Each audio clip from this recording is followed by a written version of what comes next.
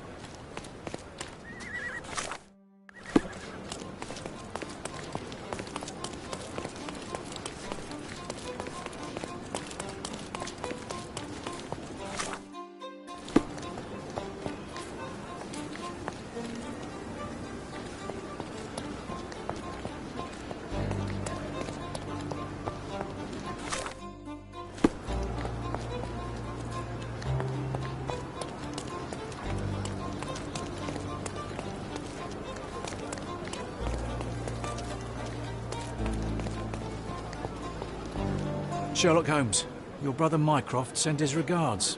Oh, how touching. Perhaps one day he'll do it in person. Look, I just tell you what they tell me. And you've done it admirably. Good show. I'm confident that with a bit of effort, one day you might even send regards to the king himself. Goodbye. Wait, no. I haven't told you yet. Of course, let me guess. Mission urgent, fate of the nation, etc. Mycroft busy with his tea parties, is he? Right. So, one of our agents has been involved in an accident and can't send us the confidential document she's obtained. We need you to go and ensure the job is completed. So, yes, urgent mission, fate of the nation. So, Mycroft needs another errand boy. And you are presumably too incompetent? Don't give me that look. I'll go and check on your agent. Send Mycroft my regards. The details are in this note, Mr. Holmes. If I were you, I'd start to take this more seriously. Lives are at stake.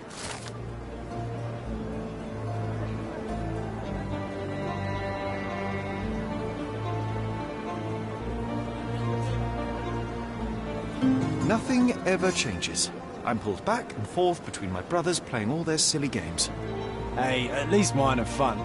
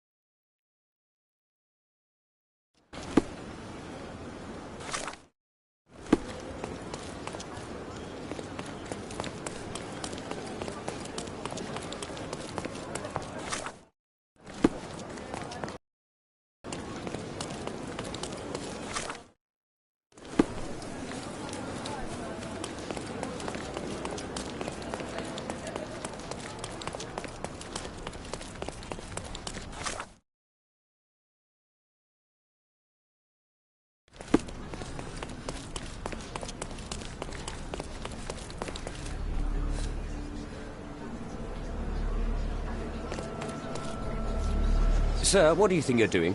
Officer. Oh, I know you. You're the clever chap that cracked that Palazzo del Luzzo case, eh? Presuming there has not been another murder since, then yes, it is I. I'm here to investigate the accident. You don't mind if I examine the scene? You're too late. Case closed. It was no accident. The rickshaw driver deliberately ran that poor woman over, and I'm taking him into custody. Oh, well, if that's the case, then my examination of the scene can hardly interfere with your brilliant work, Officer Huxley. Well, if you want to play detective, go ahead. But stay away from my business, all right?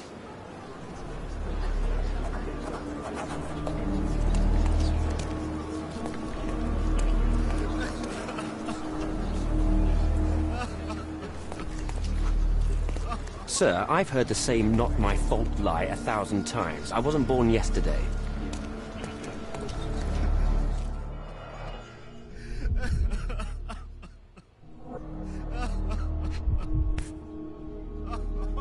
It takes two to tango.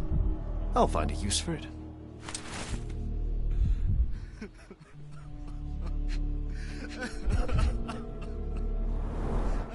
The dress looks generally neat and tidy. Any staining must have been from the accident. An impact to the back of the head caused severe damage. Her death was probably instant. Cordona's true horror revealed.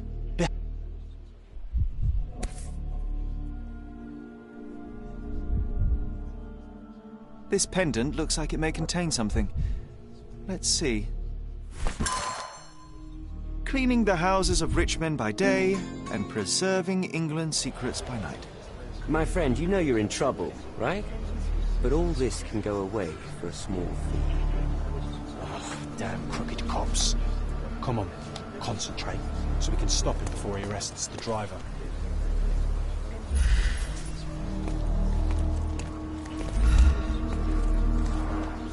Always take care when walking beneath balconies.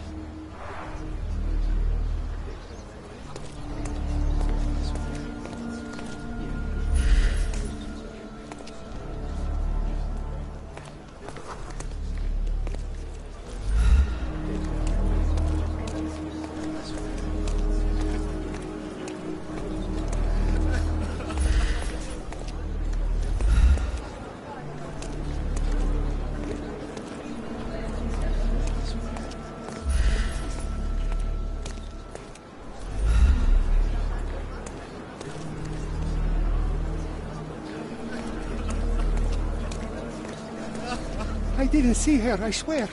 She came out of nowhere. I heard someone collide with my car, but when I turned around, she was lying there dead.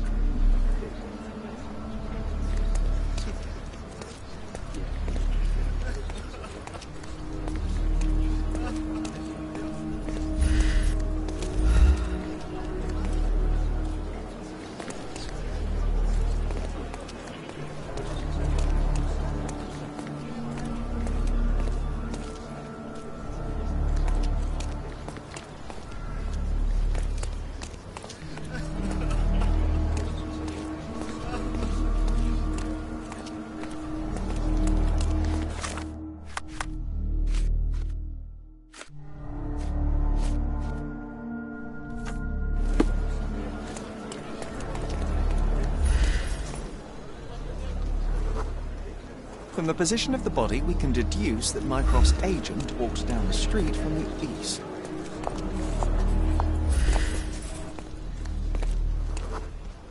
The rickshaw's tracks show that the vehicle was coming from the south.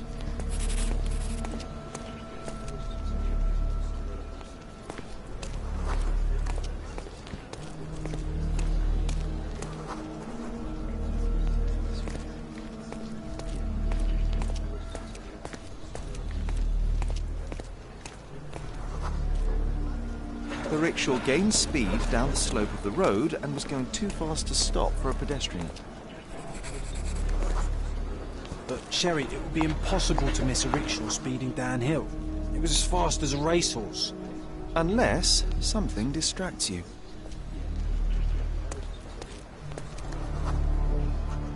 A sudden loud noise caught the agent's attention and they stepped into the road without looking. It was all an accident. John, no one is immune to chance. Such synchrony of events would be very difficult to contrive artificially. No such thing as coincidence. I bet there's a killer mastermind behind this. Or a team of killers. Or a secret global rickshaw conspiracy. I've brought such tragedy to my family. Upon examination of the scene, I have concluded that the smash of the flower pot distracted the woman. She didn't notice the oncoming rickshaw. After stepping into its path, she was knocked to the ground and died after hitting her head on the curb. It was most likely an accident. Oh, that's just your imagination. The facts say otherwise. Well, fact, there are no wheel tracks on the woman's body, so the rickshaw could not have run over her. Fact, you are blackmailing an innocent man. Didn't I tell you to stay out of my business? You're lucky there's a crowd. So the man can go free. Oh, thank you, Officer Huxley, for your excellent decision. All right. The rickshaw puller can leave, but he better not show his face again. That goes twice for you, Mr. White Knight. Goodbye, sir. Glad you didn't leave that poor chap alone. The truth must be told, even if it damns as often as it saves. Today it spared a driver and denounced an officer. Tomorrow, perhaps the opposite.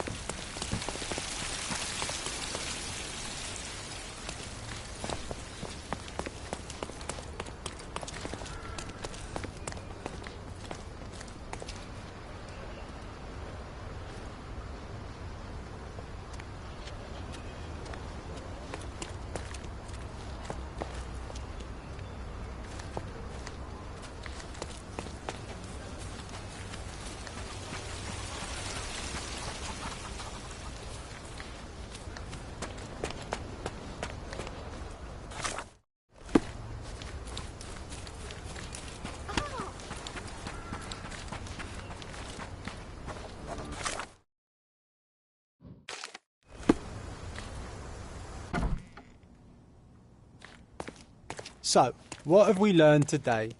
Don't let anyone take you for a ride. One bed, one table, and one horrible scent of decay which someone tried to cover with perfume. A typical safe house for Mycroft spies. The espionage life where at any moment you could die. Of boredom.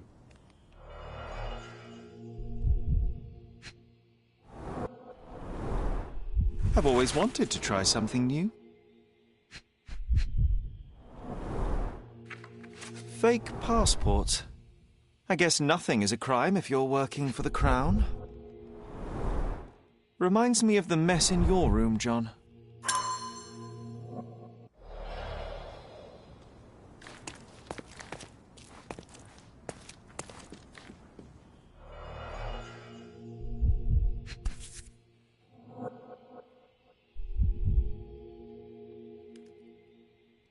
I must say, perfectly maintained.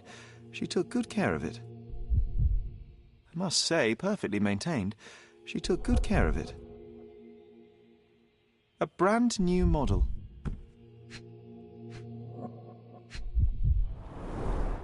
Being a secret agent isn't easy.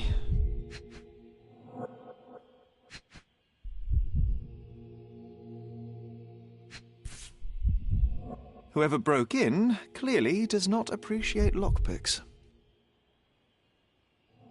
The documents may have been stowed in here, but they're gone now.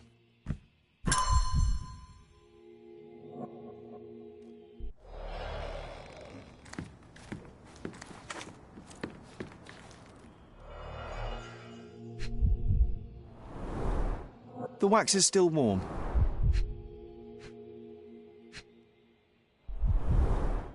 Primitive, but efficient at breaking windows. A brute force intrusion rather than a stealthy sneak-in. Sloppy work. Unprofessional. Someone was in a hurry. Mycroft's documents were stolen. The thief entered through the broken window not long ago. What are we waiting for? Let's search the backyard and track him down.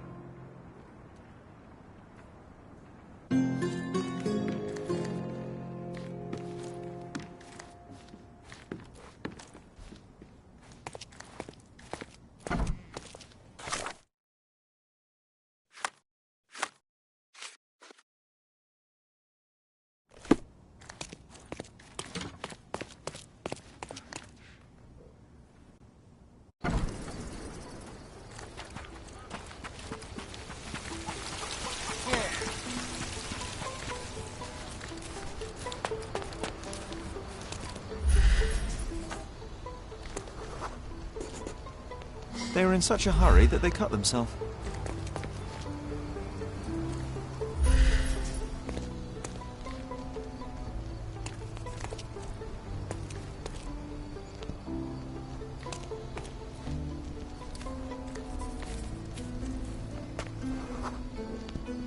They injured themselves pretty seriously.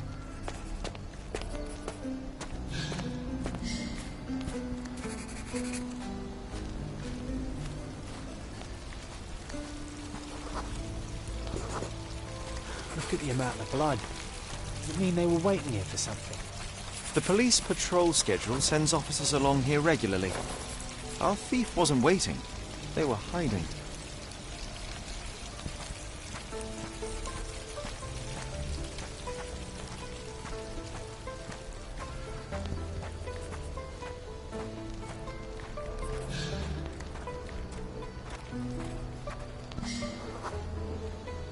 The blood trail stops here. They must have finally bandaged the wound.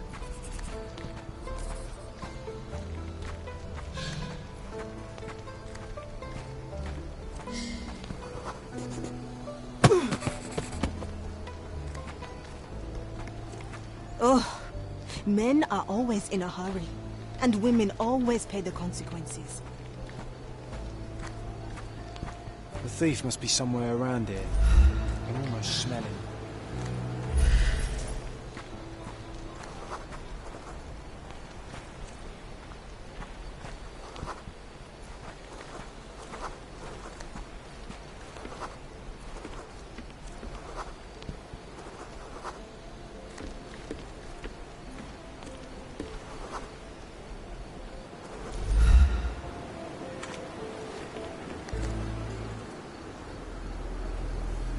Piece of advice. Next time you try to steal from an agent of the United Kingdom, don't leave a trail of blood behind you. Try using a lockpick. So it seems this is it. You found me. And now I have no choice. No choice at all. He told me to give you this letter. So where are the documents, and who is he? Piece of advice. When someone tells you to mind your own business, listen.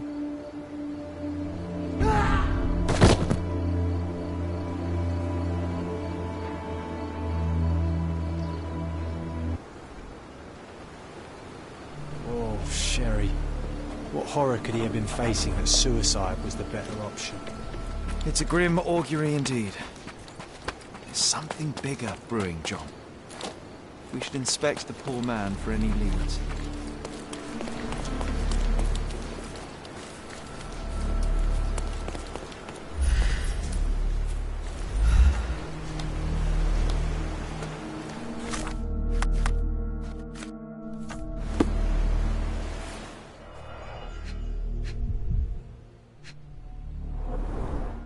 He managed to bandage the wound properly. A strange act of self-preservation for a man on his way to suicide. A family insignia. Typical nobleman fashion. Old and made of silver. Not expensive, but might be an heirloom.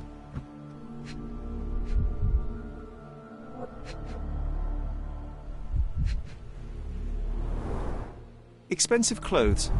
Pretty worn out, though. Take a photo of this poor bugger. Better to give Mycroft something rather than nothing. I suppose it may help in understanding the situation.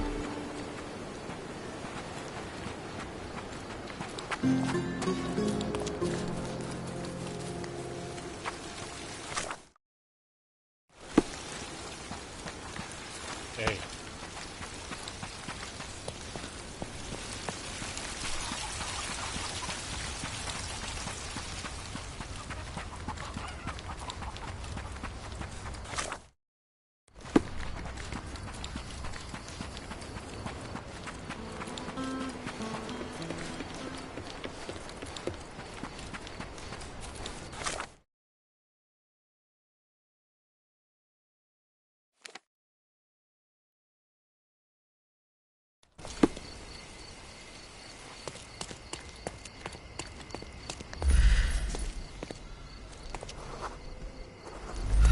Contest for the guests of Cordona. Find hidden treasure.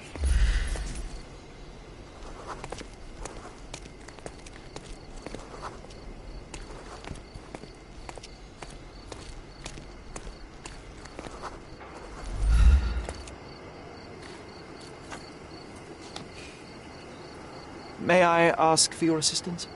My dear fellow, you're talking to the right man.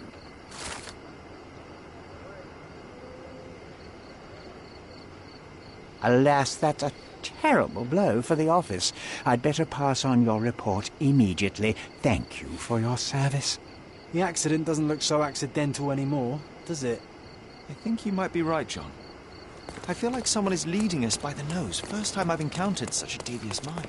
A contest for the guests of Cordona. Find hidden treasure.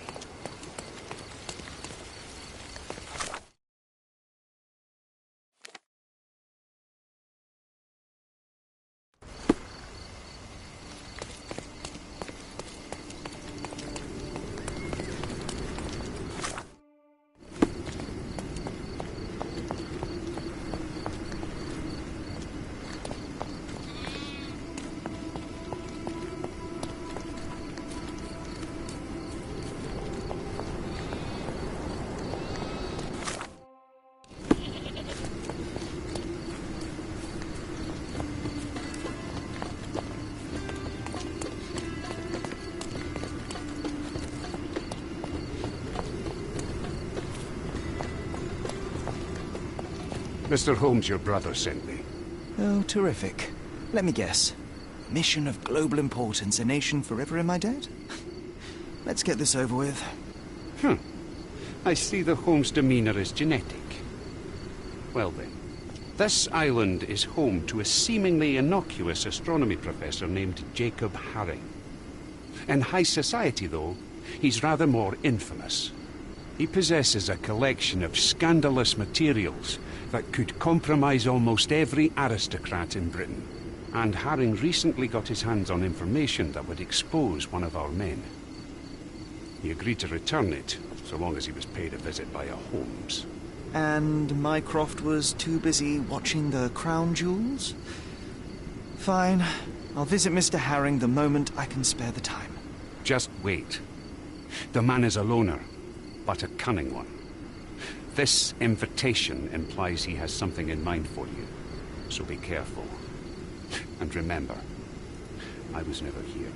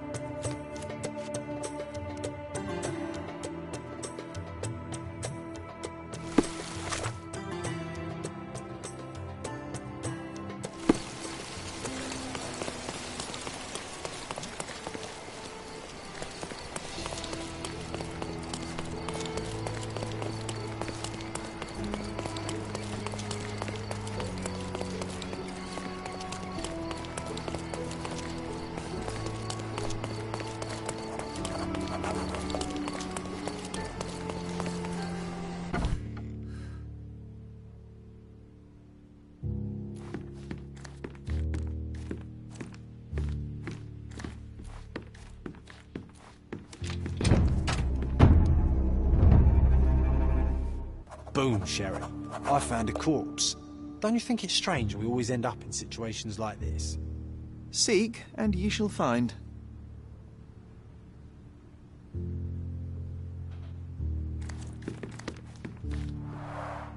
John, do you know any songbirds? Oh, I don't know. Partridges, birds of paradise, chickens. Okay, I might just be hungry. It would not be easy to cut this hat in two. Whoever is responsible is a master of their craft. Pheasant feathers. They're rare here.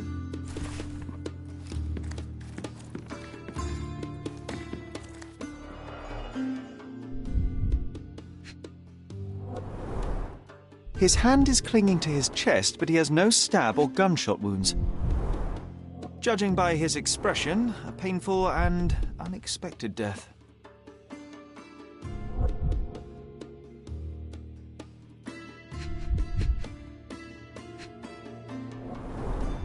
Pattern 1796 light cavalry sabre. It looks like he died of natural causes, but something doesn't add up.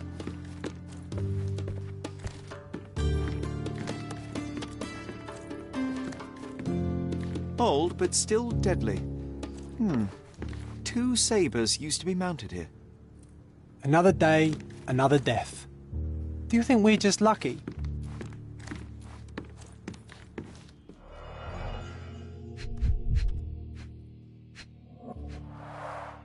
One presumes that empty safes are not some hip new trend.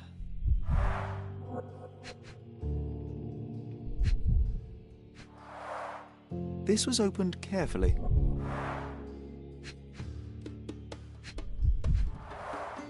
A safe behind a painting. Classic. If you had an enormous collection of blackmail material, where would you keep it? Oh, nice try, Sherry. But I ain't telling you nothing.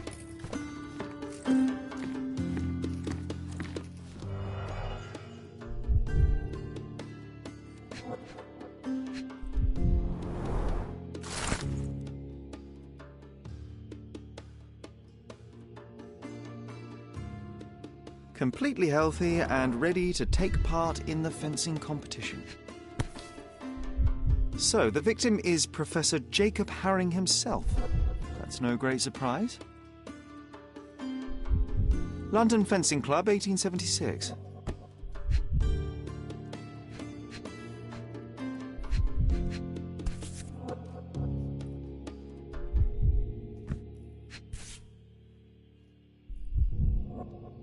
A man with a plan. Admittedly, not a great plan if you write on paper exactly when you will do your illegal business, but a plan nonetheless.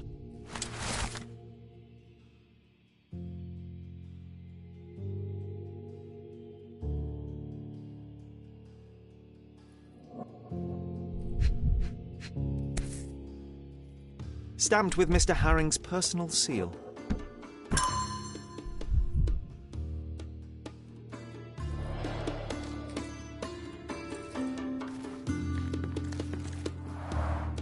The clock's hands aren't moving.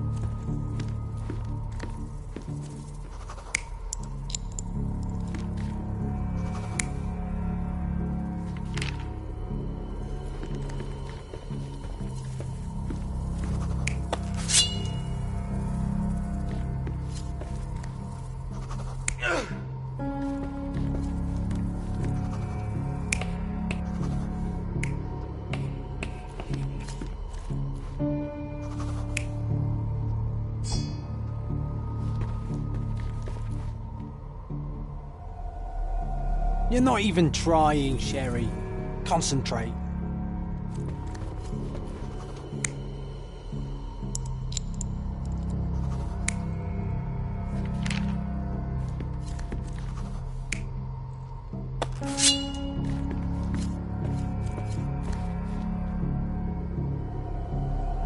You're not even trying, Sherry.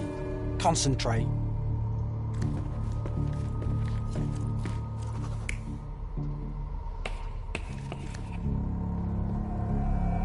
You're not even trying, Sherry. Concentrate.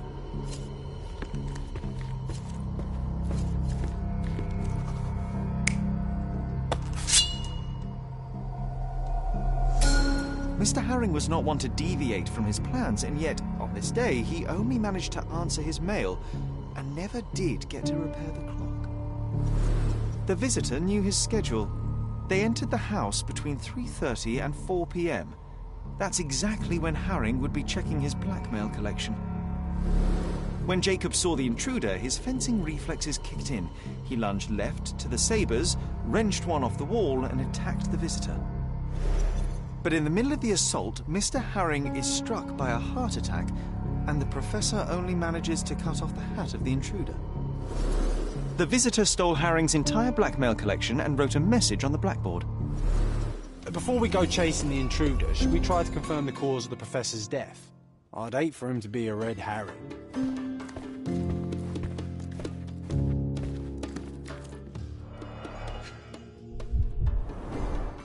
Half empty, or for John, half full.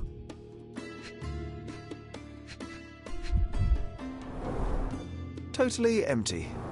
Even John couldn't argue with that. A strong, rotten smell. Uncharacteristic for tea.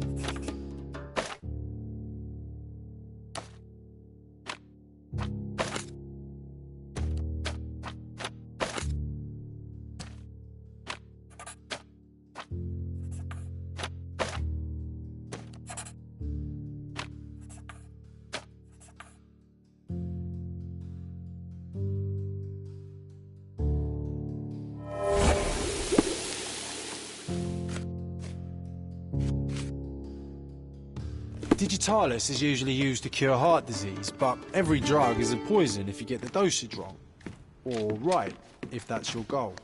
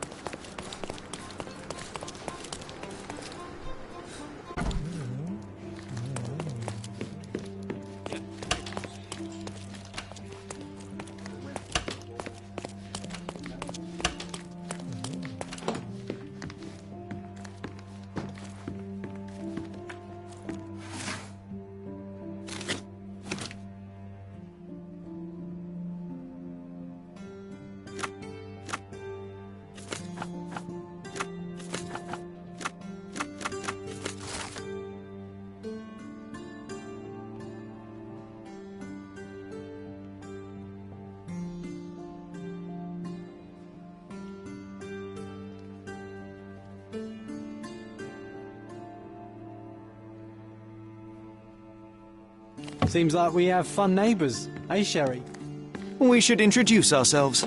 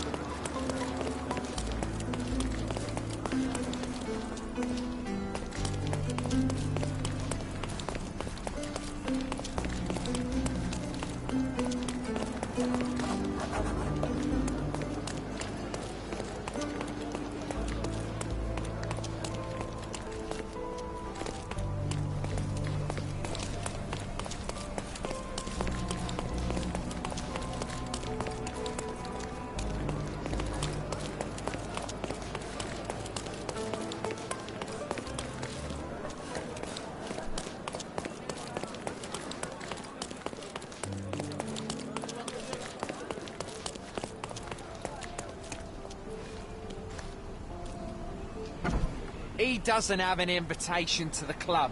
Get him, boys! I'm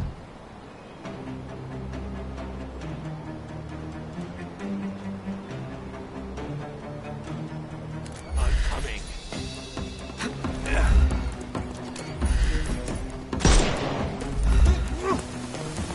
I couldn't miss the party. Oh! Take a rest, my friend.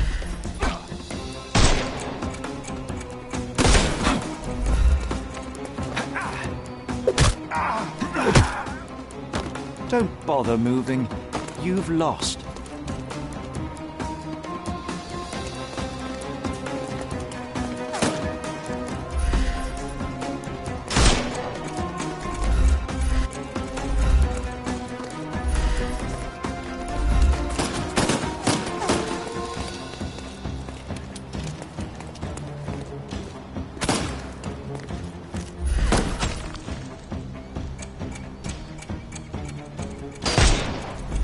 He's all yours now.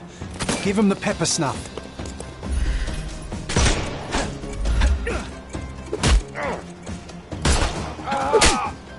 Too simple. The snuff's ready.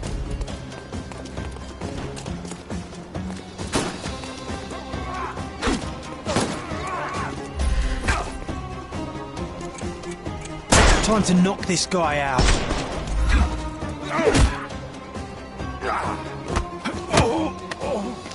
No more cry. Give him the pepper.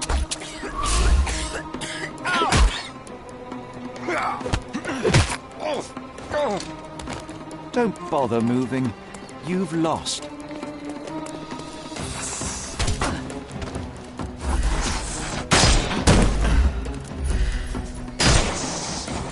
You can open it.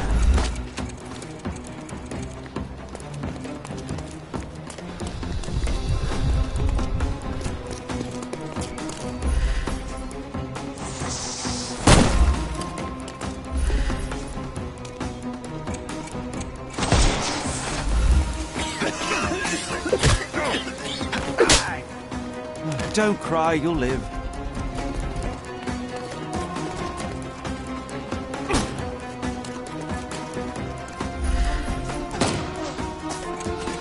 Time to knock this guy out.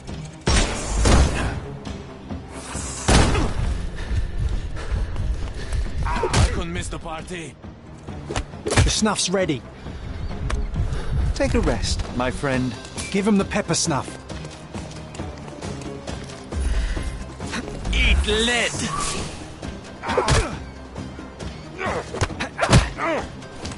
Don't bother moving. You've lost.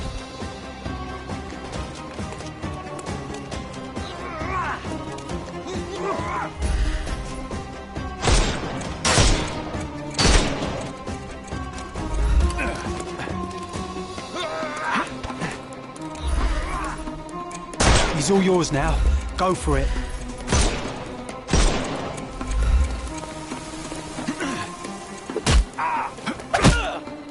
Don't cry, you'll live.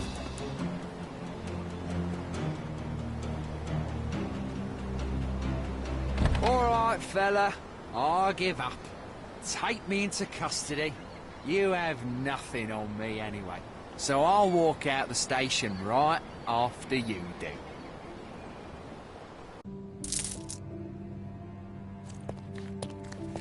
Excellent job catching this crook, sir. His name is Lucky Joe, and as it happens, someone with influence was after him too. You did them a favour. I just solved the mystery, officer. If a criminal appears in my path, it merely affirms my deductions are sound. Either way, you'll be pleased to know that an anonymous tip has fingered Lucky Joe as being involved in the murder of a famous professor. We have photographs and witness statements. Not so Lucky Joe is headed straight to the gallows. Someone served him to us on a silver platter. Interesting. Well, as a vital ally in the arrest of a wanted murderer, you couldn't possibly object to me interviewing him. Well, vital? Yes, no, of course.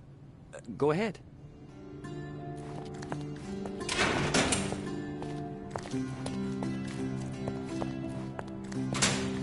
You, haven't you made my day bad enough? Get out! The police received an anonymous tip. Someone saw you entering Professor Jacob Haring's house. They have photos. You're in trouble. I didn't even touch the old fool. This whole business was a setup from the beginning. You broke into the house at the exact time Jacob Haring had his safe open and his collection of blackmail materials out. Perfect timing to steal the lot. Ah, that's circumstantial at best. Alas, the professor turned out to be less feeble than you expected. He pulled a saber from the wall and nearly took your head off. But lo, the vigour evaporated, and all at once he fell to the floor, grasping his chest as if his heart itself had given up. That's exactly what happened. And that's why I'll be out of this reeking cell by morning, once the coroner has done his business. Unlikely. You claim somebody set you up. If so, they will ensure that you're hanged. We both want to know who is truly behind this, so tell me the whole story. It may yet save your life. Oh, blast. All right. What do you want to know?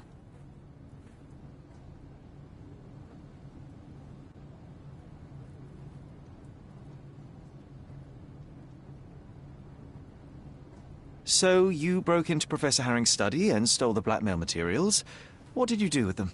Do you like jokes? My humour tends toward the dry and bitter. Then you will love this one. As I fled Herring's place with the documents, a pickpocket snatched the folder from me on the street. I was played from the beginning, beaten at my own game. They made a joke of me and the Robins, and now I await the gallows. Ha! Ha ha ha! Oh, you're right, it was a good joke. But now things begin to make sense. Herring's blackmail collection was hardly public knowledge. It stands to reason that whoever informed you of his existence must be who set you up. Yes, obviously. But I've never seen his face, nor do I know his name. I received a note at El Palazzo de Lusso that gave me the address of Jacob Herring. It was signed with one letter, M. I cannot believe such an established gang leader would personally engage in burglary simply because he received a letter. It was not just a letter. I received something else with the note. A file. On me. And a bloody detailed one at that. I'm not sure if it was from Herring's own collection, but it contained things that could bury me and the entire damn Robins. I burned the file in a heartbeat, but the note warned of others like it in Herring's safe. I needed to retrieve them, and got lucky. Lucky? Why? The note said that by being there at a very precise time, I'd find that safe opened. And it was right. Fear not, Joe. I will prove you didn't kill Professor Herring. What? Then you better do it fast. Per his schedule, Professor Herring had tea with a guest not long before you arrived.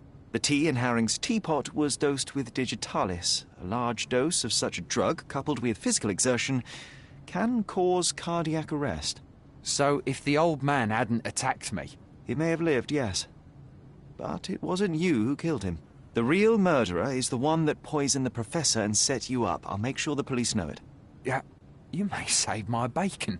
Oh, I wouldn't sing a victory song just yet. I believe they're preparing for a conversation with you on many subjects, like the Robins. I can handle those fools. I thought you were the copper's pet. But you have character those bloodthirsty mongrels lack. I respect that. Make no mistake, Joe, we are not friends. Should we meet again under different circumstances, well, you know my character.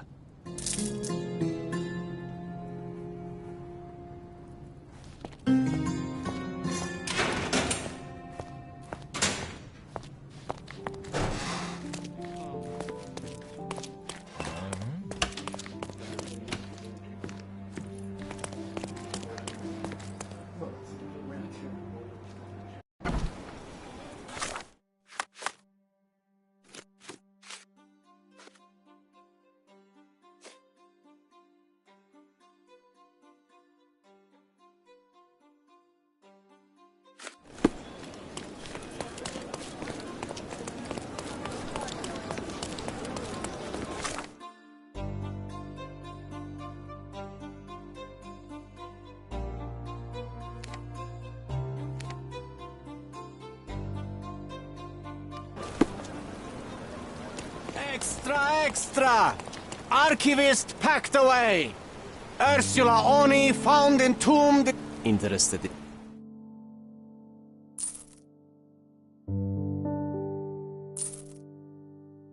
Check the front.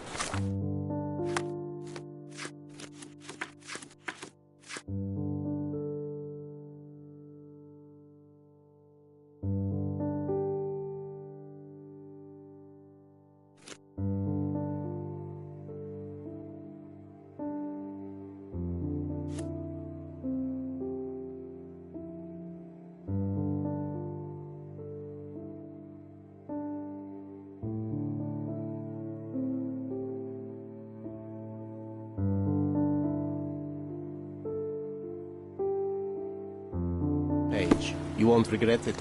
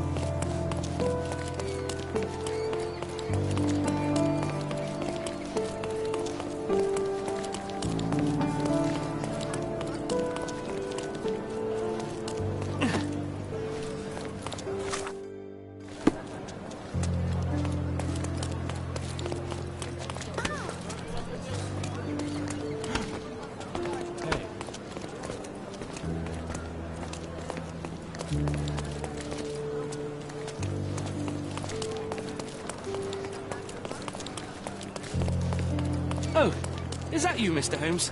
Please, come in. Now that the police have finished their investigation, Il Palazzo del Lusso has finally reopened. We are delighted to welcome you back, Mr. Holmes.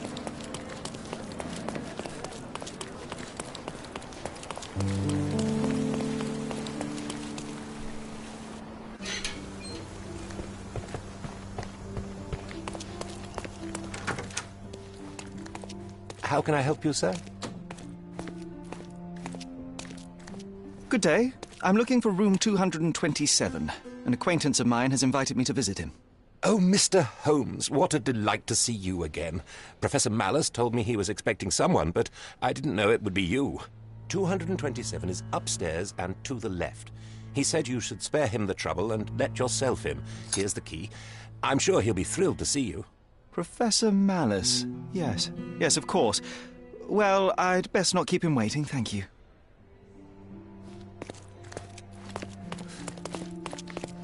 Sherry, this feels awfully like someone has set a mousetrap and we're walking right into it. I have it Really, under Sherry? control, John. I don't like this. Please.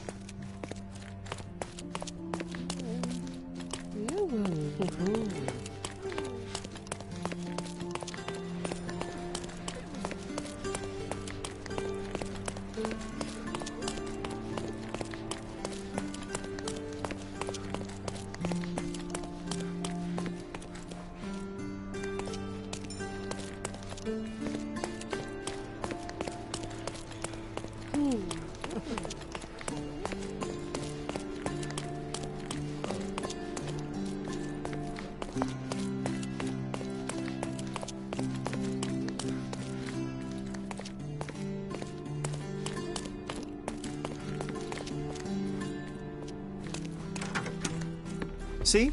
Neither a trapdoor nor a self-firing gun. Any sign of the stolen documents?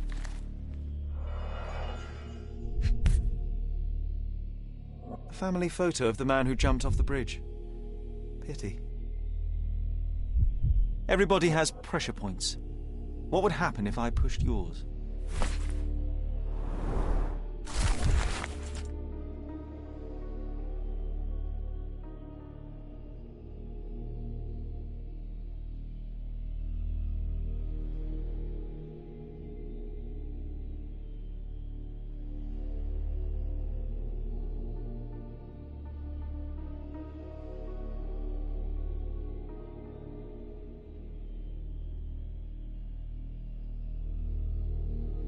How many more dossiers like this does M possess?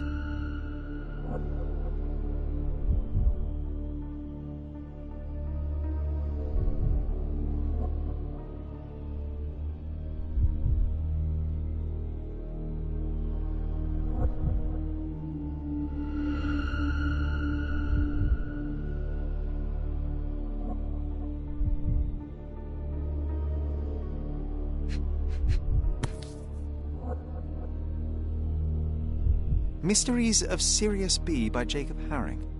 Used, then discarded. Like everyone in his path.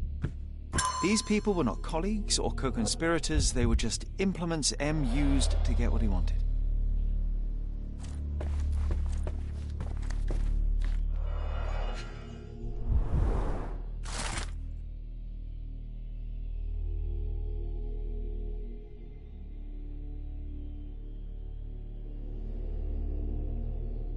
What did it say, Sherry? That I failed, John. He's gone, tore through Cordona like a hurricane and left us to sift. Nelson's monument in Trafalgar Square, London. I am watching you. The hairs on my neck just stood up. Extensive handwritten notes on Sirius B. It appears M was studying up. A dossier on General Garnet Wolseley, but now empty.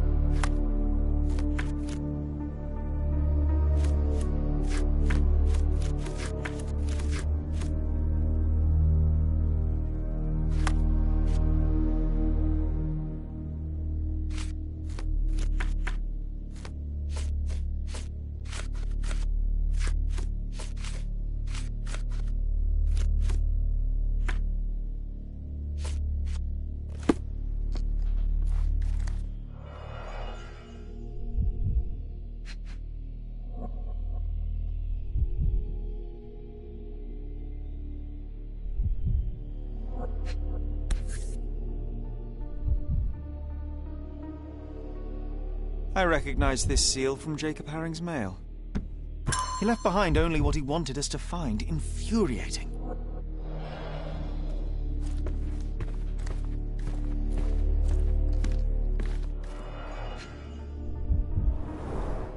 Mycroft's agent. So M did orchestrate her accident with unimaginable precision. Jacob Haring, just a pawn in a complex chess match. A marked map of Cordona. We've visited most of these locations recently.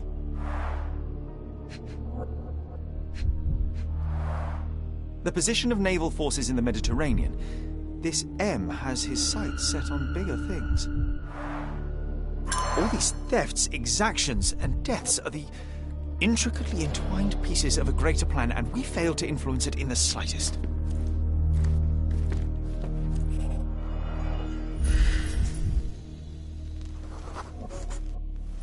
Clean champagne flute. The champagne bottle is uncorked, yet still chilled and bubbly. The gall of this man. The first move has been made. Anglo-Egyptian war looms. M is celebrating and wants us to know it. We're too late, Sherry. M set this all up for us, knowing by the time we found it, he would already have left Cordona. No, there must be something I've missed. We can still catch him. There's nothing else here. It's over. You read his letter. He laid out this makeshift museum to taunt you. Don't give him the satisfaction. I will not cede defeat. I will treat this threat with the seriousness it deserves, which is to say, my absolute attention. Then you are giving him the win, Sherlock. Have you considered you might be out of your depth? He was sitting here in this very room, spinning his web around Cordona and beyond, manipulating and murdering people, using the Mediterranean as his playground like some sodding Napoleon of crime. Are you trying to suggest? I am not suggesting. I am stating outright that he is toying with you and you are too arrogant to avoid the bait. Sherlock, we stumbled into the lion's den. Now we must slow down, be smart, and make sure we get to walk out alive. So what do you suggest? I know you want to catch him on your own, but it's time to face the facts. You lost. The smartest thing we can do now is lick our wounds and tell Mycroft everything. Mycroft? Now you are being hysterical. Look around you, Sherry. He's stealing secrets from the Crown, toying with navies, fomenting war. You cannot catch him alone. We will need all your brother's connections to stop this madman before he does worse.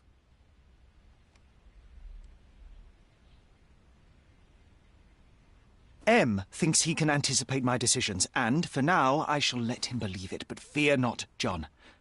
When opportunity strikes, so will I. This is not about you and your ego, Sherlock. There are other lives at risk. I am well aware, John, but Mycroft is not the answer. For the Crown, criminals like M are just as easily seen as assets or allies should their crimes align with one's political agenda. I will not involve my brother and risk this man walking free. I cannot allow it. You're fooling yourself, Sherlock. You think M doesn't have a folder on you and Mycroft? He's counting on you two not cooperating. It's obvious.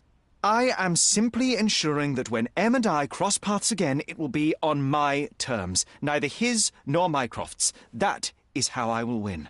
This is a mistake, and one day you'll pay for it.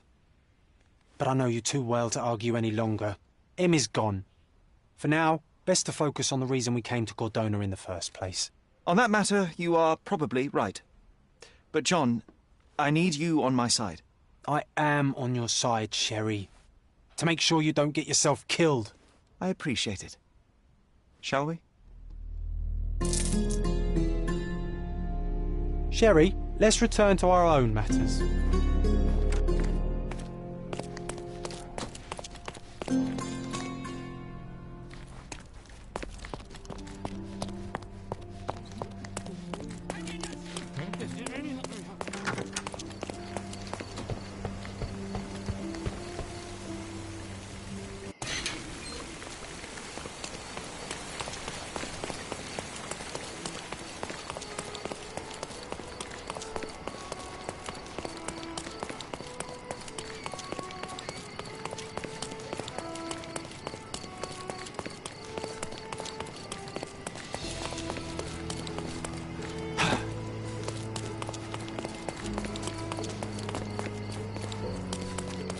That was the third in a row.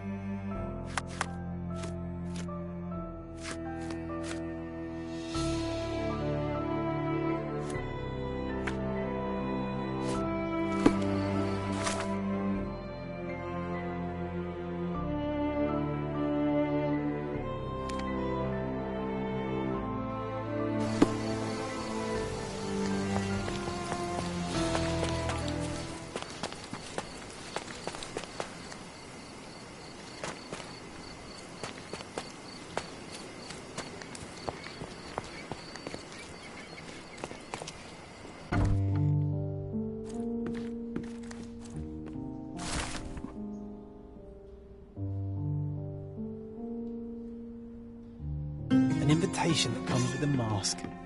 We can't miss this, Sherry.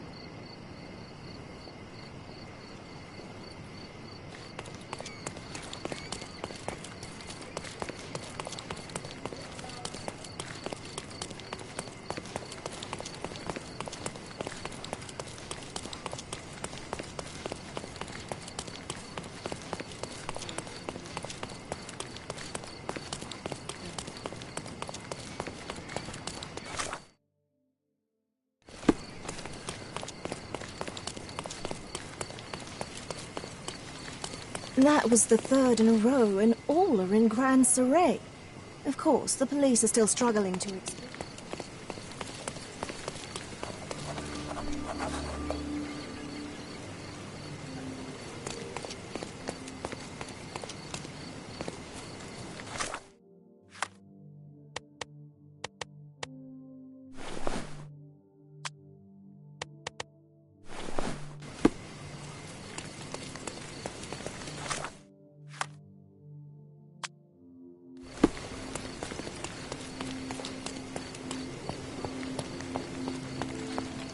Welcome, sir.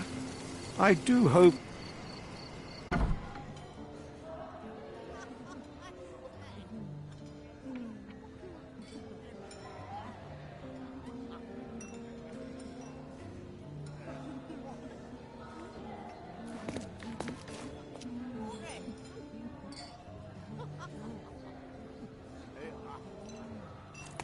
Enjoy the evening, sir.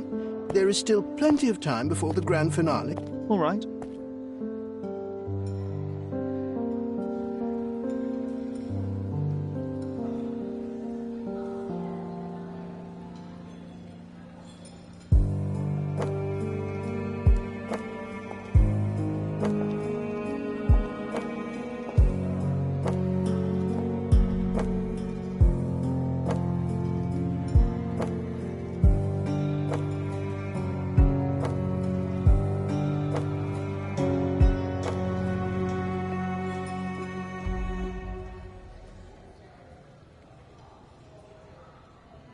What if I write an article about these people here? Can you help me gather information about Cordona's elite?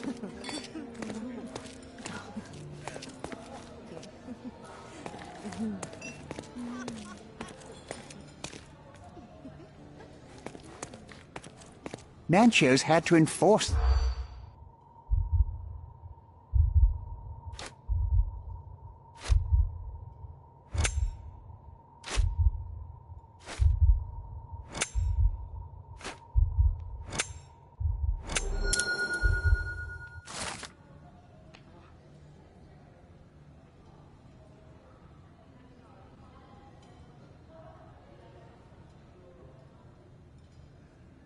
That's what I like about this party.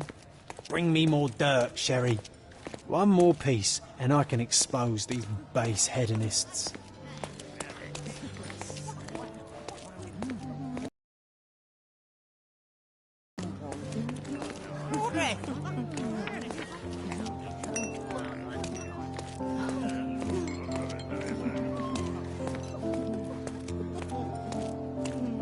Curtains do not guarantee privacy. And you still need a crack, despite being ethereal. Do you know what was here before Manchiosa's family bought it?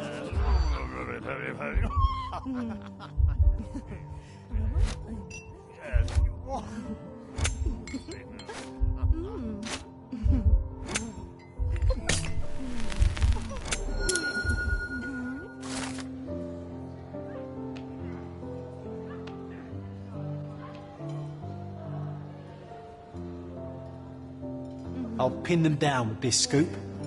Thank you, Sherlock. My goodness, Sherlock. They made a blood fountain.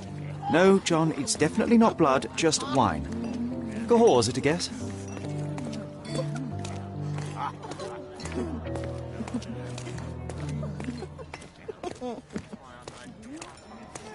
One of these books must open a secret passage. I know it. Well-known and recent plays to keep up to date with the current trends. These medieval botany and chemistry books look even more satanic than the occult ones. Codex Orchis. Why does this occult book sound like a flower? Romantic poetry and prose. Someone's in touch with their feelings.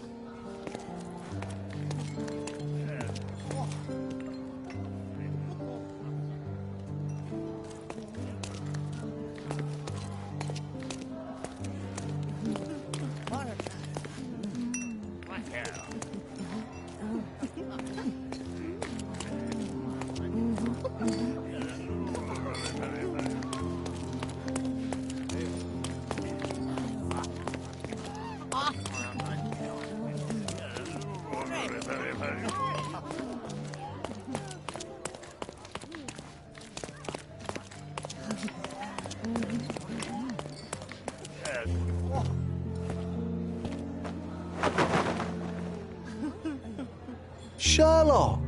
Friend, I wasn't sure you'd come.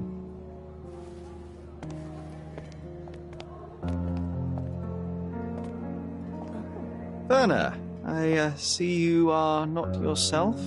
The more time you spend here in Cordona, the more I feel it my duty to bring you into our world and show you all we have to offer. And what is on offer today? Pleasure, indulgence, relief, and relaxation. You've earned some time for yourself, have you not? Those who know me would say I'm incapable of it. Nonsense. I refuse to believe there is anyone permitted to know Sherlock Holmes. Huh. You may be right. Then free yourself from inhibition and expectation. The night is young, and so are the guests. You should try to enjoy both. It's not healthy for handsome men to spend every night alone, and certainly not in a house filled with such melancholic memories. I must admit, my travels have proven more taxing than expected. I'm less confident in my life and myself. Time of relaxation seems a distant dream. So can I tempt you with a physical aid to your moral consequence? Something to smoke?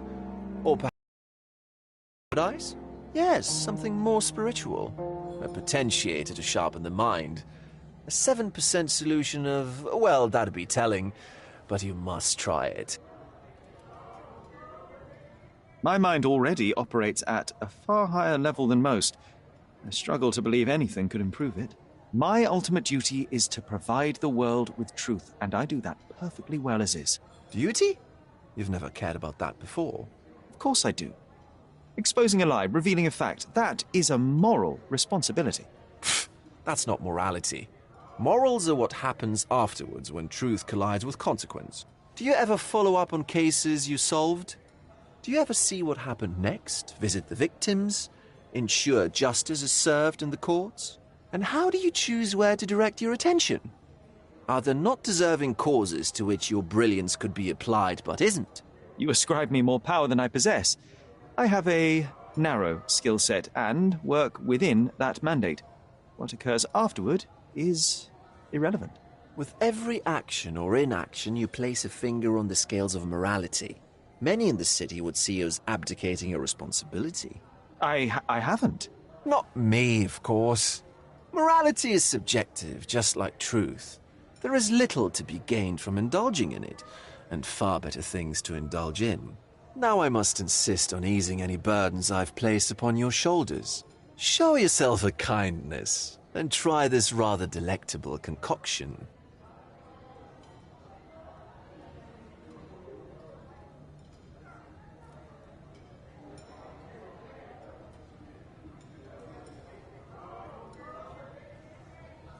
If this solution truly does assist with thinking, then perhaps it would be puerile to overlook an opportunity to study it. I'll take it with me. Yes, Sherlock. Very good. And now, our evening begins in earnest. I just remembered. I'm sorry, Sherlock. My mind's delightfully impaired. Please take this key. It opens the altar room, past the library. Pardon? Altar room? What now, Werner? Go quickly and find our Fabio. Only you can make him talk. I'll join you in a minute.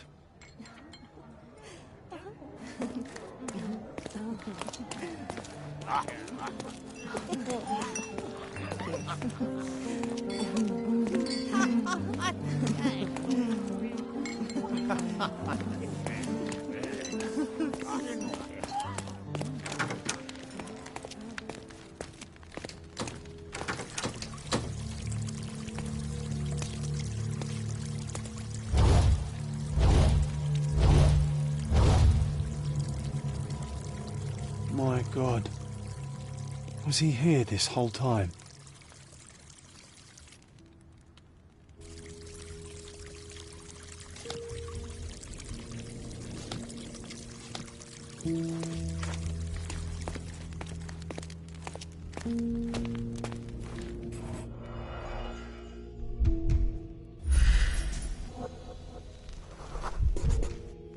This crude tattoo partially covers as slave branding.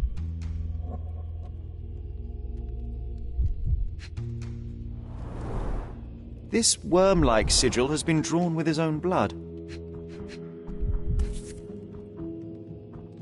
The dagger is heavy and sharp, but lacks balance.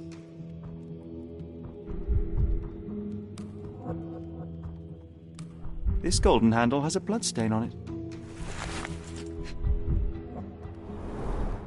The wound is deep. A precise strike reached the heart. A blunt-force trauma may have suffered an internal hemorrhage.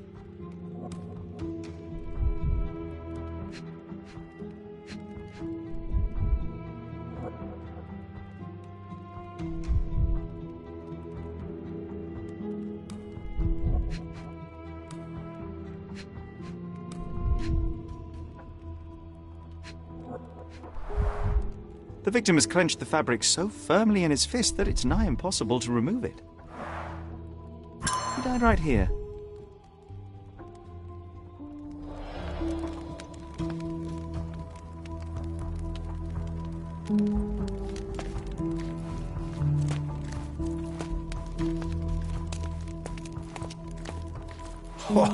These crime scenes always outdo my imagination.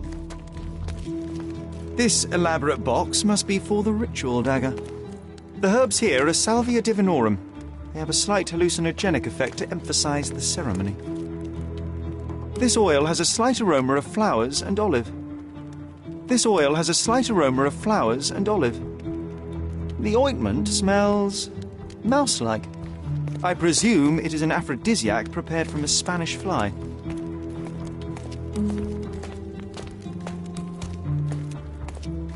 The sign reminds me of the astrological symbol for Mars. This one looks like a twisted symbol of Venus, drawn in a hurry.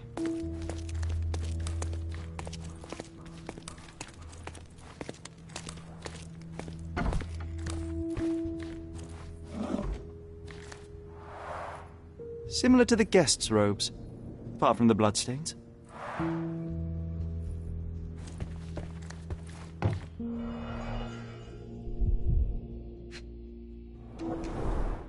Handcrafted and luxurious cufflinks. There's also a note. For my Fabio, Banchos. Would you recognise me in one of these? I suppose not.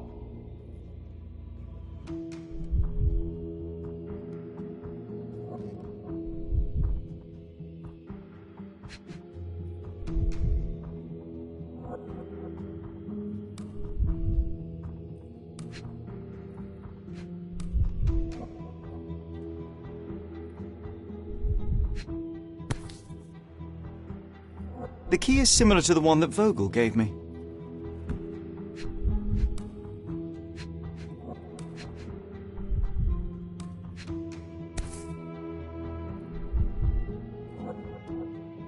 The capital F on the key fob might refer to Fabio.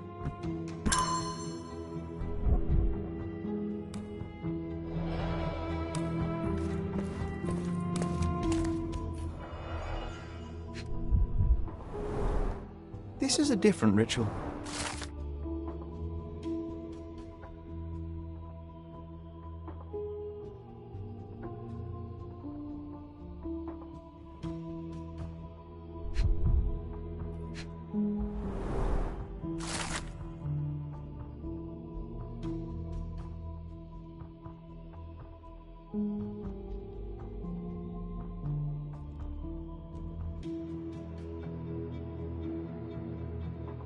How can anyone accept such behaviour? A useful tool for a disguise arsenal.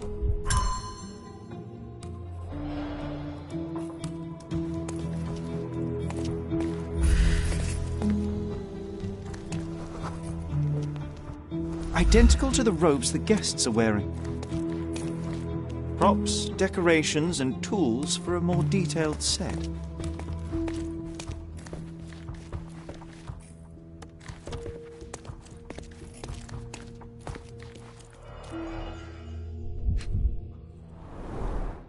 The pitcher is empty, but with puddles around it. Blood clots are adhered to the sides of the drain.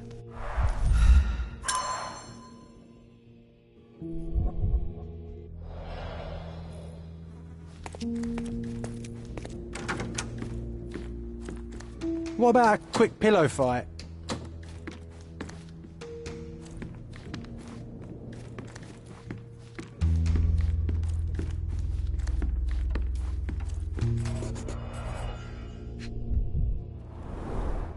Enough cigars to burn down the entire mansion.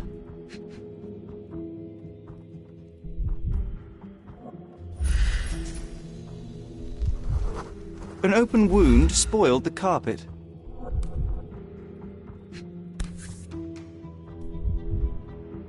Blood.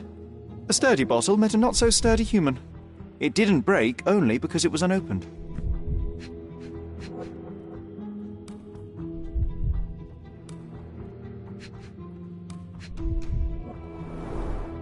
Why don't people tidy up after themselves?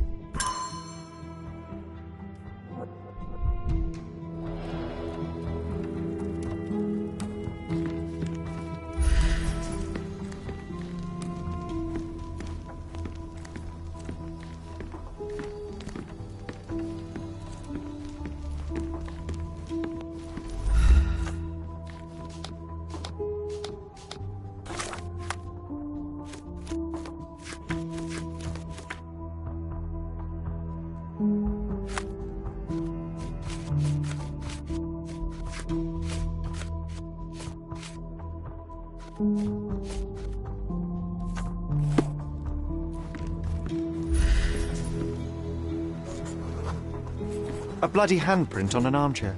The wounded person was here for some time.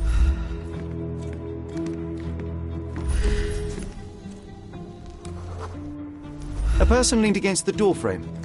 They left a smudged trail of blood. There appear to be no further traces leading to the altar. Werner, care to explain what is going on here? On nights like these, it's not unusual for some attendees to get a little exuberant. It's part of the appeal. Unfortunately, it appears things have gotten out of hand. Yes, some are more prone to bend the rules of morality. That's murder. I doubt there's anything left to bend. Why did you not tell me immediately? We were chatting about trivial matters for some time.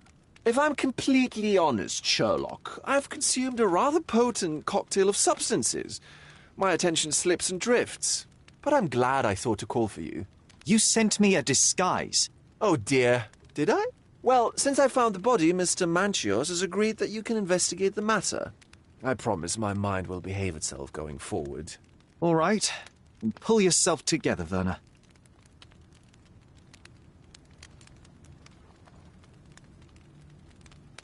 Mr. Manchios is the owner of the manor, yes? And the host of Cordona's most memorable parties. He promises even the ugliest guest a partner for the night. And for the ones with more unconventional tastes, Mr. Manchios provides other services. What a caring person. You cannot begin to imagine. How did you discover the body? In between guzzles of alcohol? I was set to perform in a fecundity rite with Fabio and came to inquire further. It was a staged ritual where he was to play the principle of life. And the rehearsal was unsuccessful? Who knows? I found him alone on the altar, his blood dripping to the floor. And then? Then I called Mr. Manchios. He was panicking, so I told him about you. We left the room and locked the door. Then we were... filling time? Waiting for you was stressful. We indulged in some simple comforts. Overindulged, perhaps.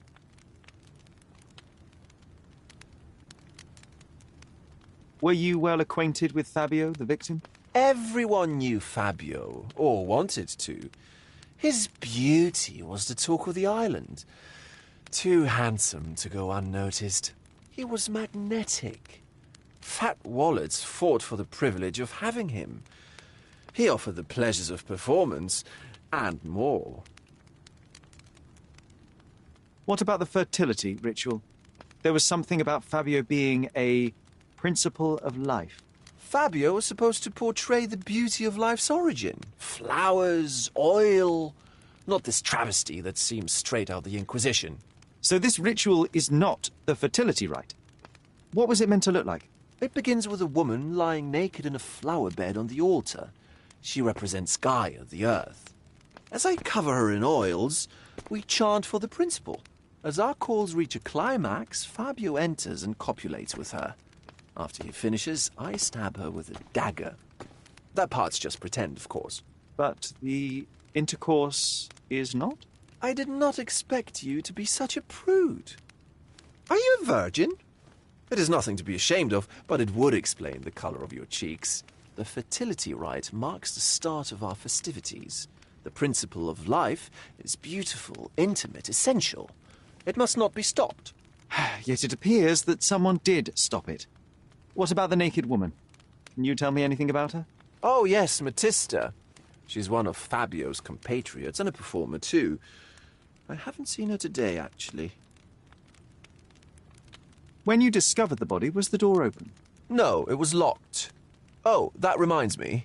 It's a minor detail, but the first time I came to speak to Fabio, I left without entering, having been unable to open the door. You didn't have the key? No, I had it. Don't look at me like that. I was mostly sober. I suspect there was a key in the other side of the door, blocking the lock. That detail may very well be major, Werner. Well done. So you returned later, only to find the lock was not blocked? Correct. After an hour had passed, I tried again and was able to unlock the door. That's when I discovered poor, handsome Fabio. The police remain unaware of this tragic event? Some of them may be hiding behind their masks. They conceal many things. But we didn't want the authorities to create more problems. Besides, after a few cocktails, their incompetence will have soared to new heights. How do you know I even want the case? I promised you relaxation. If there's one thing I know about you, Sherlock, it's that nothing soothes you more than a good mystery. So, Sherry, do you have any ideas about the case? You've got a lot to do, Sherlock. I think I can deduce what happened here.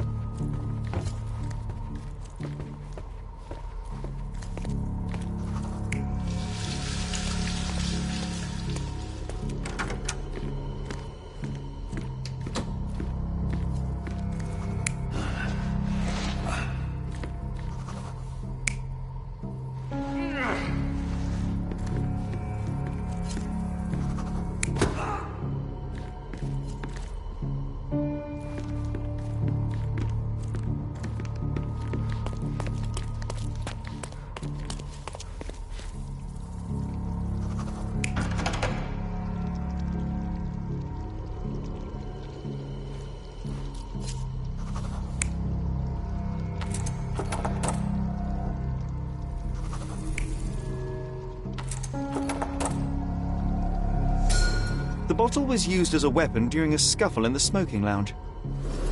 Then, to ensure no one would interrupt, the murderer locked the door. The unconscious body of the victim was moved to the altar room. Once the body was on the altar, the murderer thrust the dagger into the victim's heart. Symbols were drawn with the blood.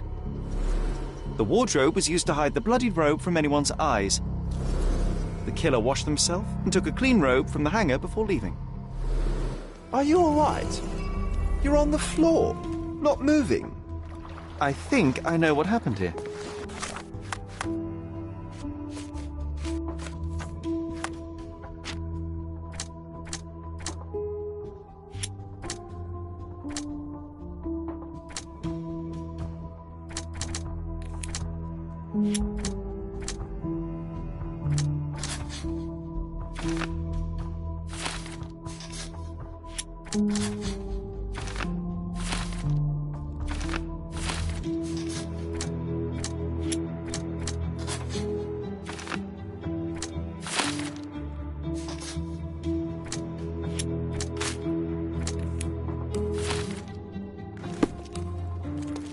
I'm starting to put the pieces together. Fabio was stabbed. I see nothing gets past you, Werner. Yes, he was stabbed, but only after being knocked out in the next room and placed here. I do not yet know why. So, who's responsible? Well, it was one person working alone, and the murderer has now donned a robe. He or she could be hiding in plain sight. We have lost time, Werner, but your discretion may prove to be a benediction after all.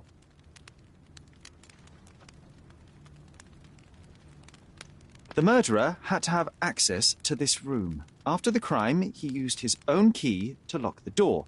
So, who had the key to the altar room? I'm not sure. As a special guest, I was provided one by Mr. Manchios. He should be able to tell you of any others. Where can I find him? Most likely in the main hall, entertaining his guests. He has a mask with golden stars. You can't miss him. But please be discreet. We don't want to risk disturbing the revelry. I know you can untangle this mess.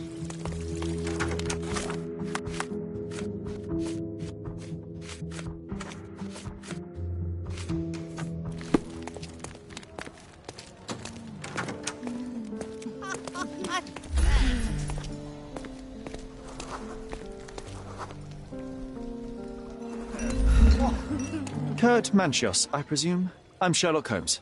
Oh, you must be the one Werner told me about. What a sweet voice you have. It must belong to a handsome young man. Can I call you Sherlock? As you wish, Mr. Manchios. Mr. Vogel asked me to help you. The body in the altar room requires answers, and quickly. I suspect the murderer to still be here. What? Lower your voice. I don't want anyone to hear us.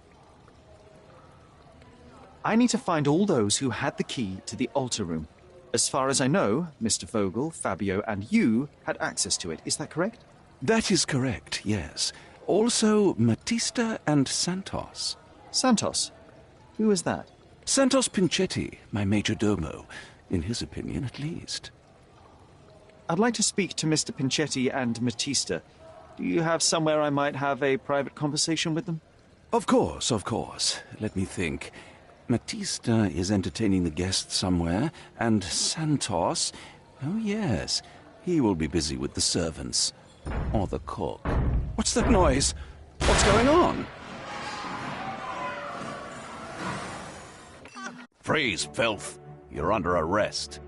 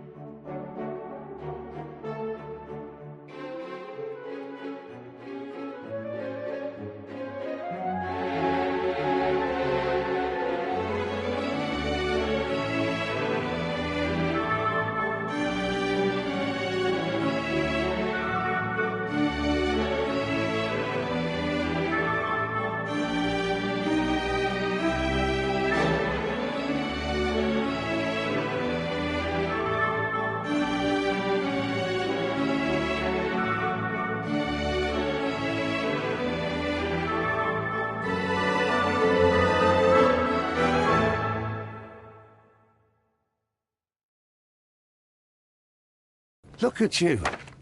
Committed a crime, and now I have to free you, kiss your hand, and apologise for the inconvenience. I did tell you that Mr. Vogel and I were innocent. I emphasized it in my statement. Your statement? Thanks to some bigwigs who work for the so-called good of the country by releasing fleas like you. Thank God we have Vogel in his letter. Once I get to that goldfish, I'll... Bigwig? Oh, my wretched brother Mycroft and his long nose. Wait, did you say Mycroft? Mycroft Holmes? Are you the youngest son of Violet Holmes, rest her soul? You knew my mother? Not personally, no. Not exactly. I was working on the paperwork for that case. Would you happen to remember anything of the events? Well, I didn't make the inquiry, but I remember seeing some notes. Why? You must help me. It would mean a great deal to me if you could find any information about that day. Huh. Got you hooked, right? You know what? Stark and the others think they're the smartest here, thanks to you. let me get this straight. Are you listening to me, lad? I'm all ears. Take this case. Report to me only, to Constable Harvey Oswald. I'll leave everything I have on this table. Find the murderer. Be a real copper. Question the suspects, make them sing, give me something substantial. And if Mr. Vogel is not a suspect? If he's innocent, then you can take your favourite degenerate away from here. If you slip or mess with the evidence, then trust me, your brother won't save you from my bludgeon. Meanwhile, I'll be checking the archive for you. If anybody asks, then you're a consulting detective. Let's make a start then, partner. I'm glad we managed to get the scoop before the raid.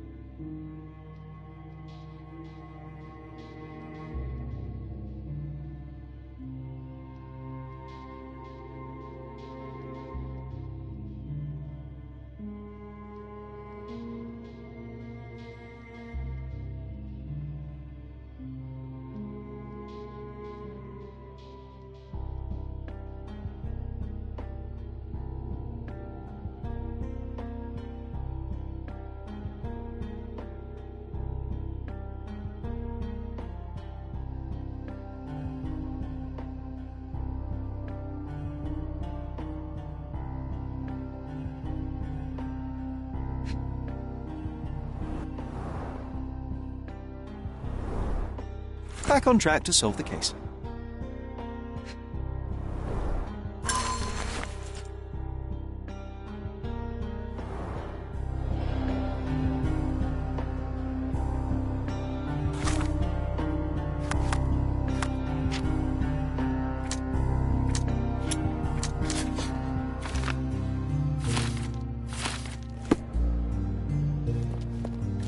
I can't go back to prison.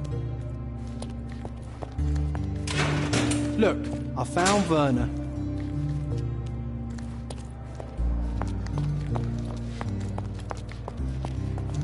Werner, are you all right? Oh, yes. Everything's fine. In fact, it's something of a family reunion. My brother spent quite some time in this place himself. You should not be here. I told the police everything I knew, but they refused to let you go. They require proof to free you. Ha! What did you expect? The mighty Sherlock Holmes swans in, tells the officers what to think, and the world obeys? Of course not. Anyway, I struck a deal with the constable, and I've got a free hand in the investigation. I find proof to solve the case for him. He obtains files about my mother's death for me. Well done. If one has the power or will and can act, then one must. I wonder, suppose you couldn't get the proof to your truth. Would you tell a lie to the guard that enabled my freedom, knowing my innocence? Would that not be just?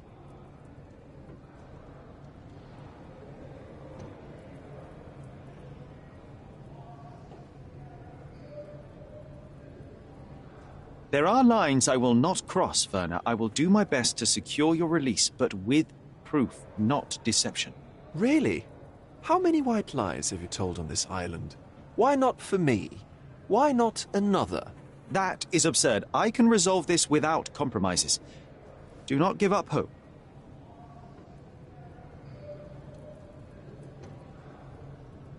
I'm not supposed to know anything about this.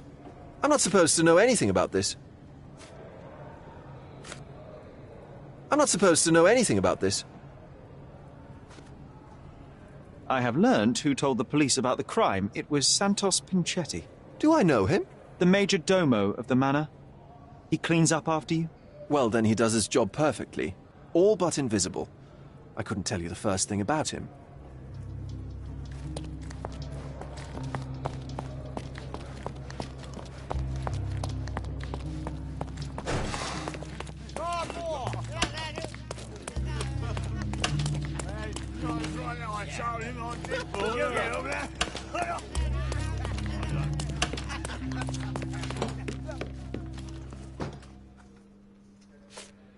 Have you considered Mr. Santos Pinchetti as a suspect? The snitch? Have you seen him? I mean, my breath could knock him down. What's so special about him? As a major domo, he has keys that open all the rooms, including the one to the crime scene. Could have testified only to circumvent suspicion, don't you think? We need to question him. Right. I'll send our men to fetch him. Stay here. They brought him in, Mr. Holmes. Here's the key to interrogation room number 7. Mr. Pinchetti didn't even resist, our men said. Thank you.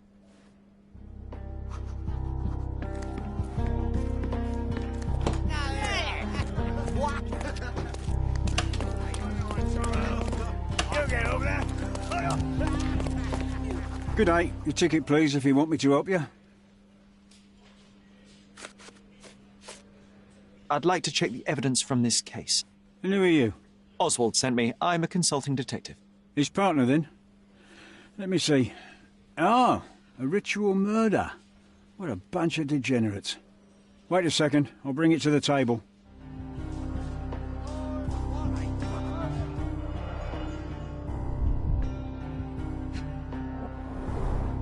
All the keys of the mansion on one golden ring.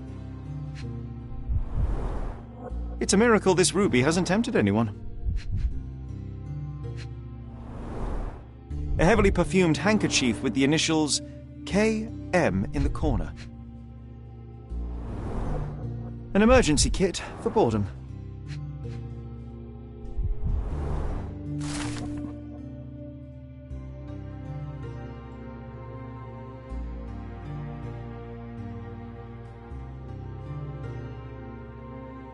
Not the time for privacy.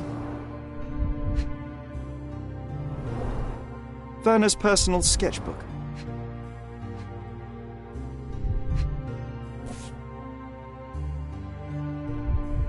That's not for bedtime reading.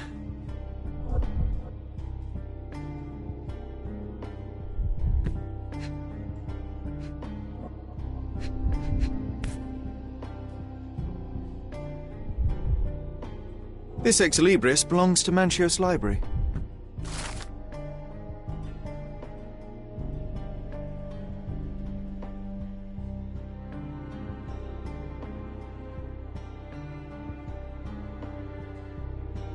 The book describes a ritual similar to the one performed in the altar room.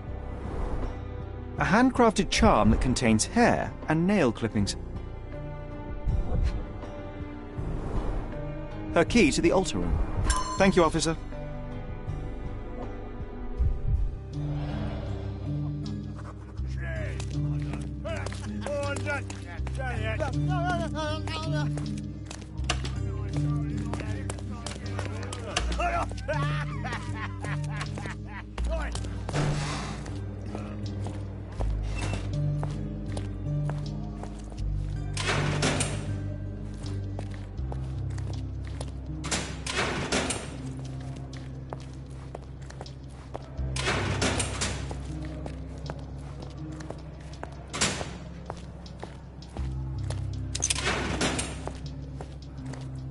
I'm Sherlock Holmes. I'm helping Constable Oswald.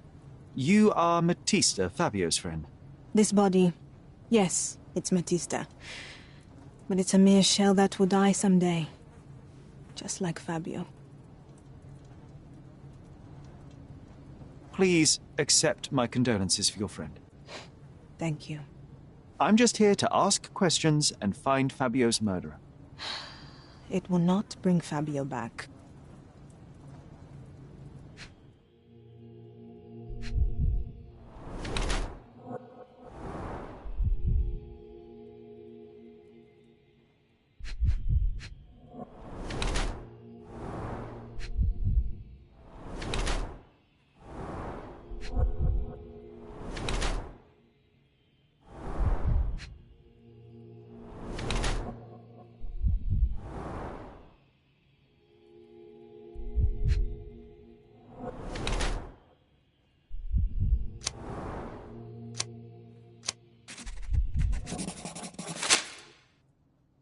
You have both old and new scars.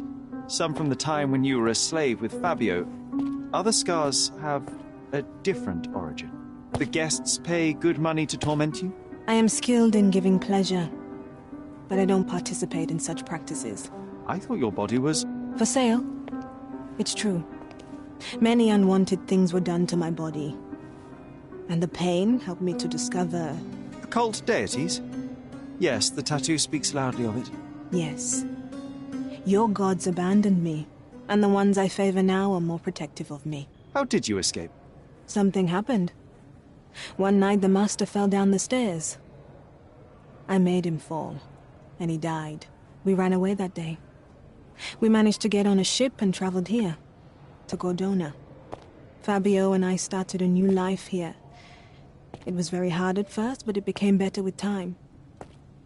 Until today. The bruises on your neck are not self-inflicted. Someone else made them. Some guests can't contain themselves. They even bite, sometimes.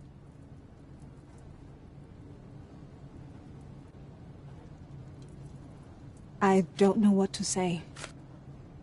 This book, The Power of Love, Blood and Mandrake, what do you hope to achieve? To learn more about the invisible strengths that govern us. Occultism is real.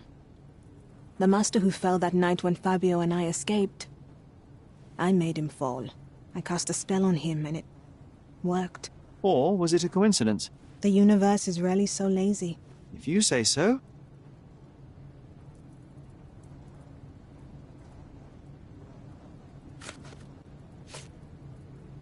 This is the letter the police found in Mr. Vogel's pocket. Fabio wrote it. Do you know anything about it? I don't.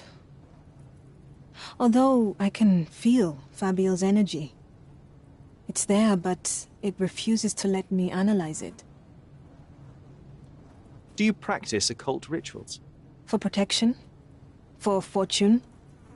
To wash away the ugliness of the world? Sometimes to survive. I have the gift, and I'm learning to use it better. Did you use your gift on Fabio?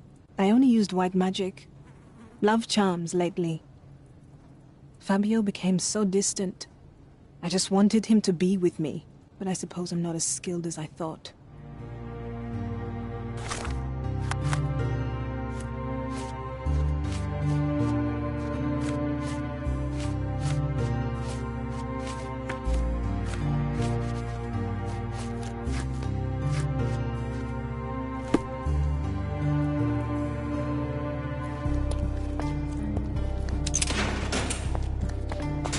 Good day, Mr. Manchios. I am Constable Oswald's partner in this investigation. Be quick and gentle. Some of your colleagues are untrained boors. Although I don't mind meeting young officers. The new blood here. If you cooperate in finding Fabio's murderer, there will be no need to meet with the boars again. That voice. Werner's friend? You're the policeman. What a disappointment. Only an undercover agent can scour a ditch full of deviants. I am a consulting detective, although I'm capable of replacing the entire department through my consultations. Sharp-tongued, I like it. May I presume this tongue will get us out of this trouble? I would be so indebted and glad to repay you. Nothing's changed. I'm looking for the murderer. That's the only way to get us out of trouble. But it shouldn't take much time, correct? We're all busy, after all. I need to examine you first.